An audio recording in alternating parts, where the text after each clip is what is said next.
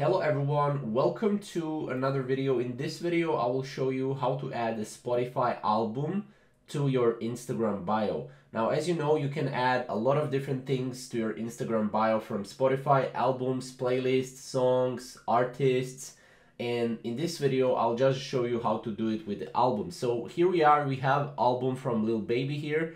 What we can do is we can like it to save it to our library, or we can go to three dots here and we can click share, copy album link.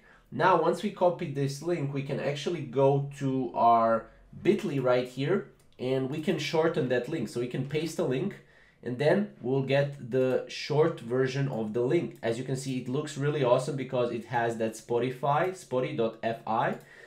in the link, and then you can copy this link and basically put it in your Instagram bio. It's very simple. You just go to edit on your Instagram, and then you just basically edit and then put the link of your website to be this link right here, and then you just save, and that's pretty much it. So that's basically how to add a Spotify album to your Instagram bio. So if you have any questions or concerns, comment down below and we'll see you in the next video. Thank you guys for watching.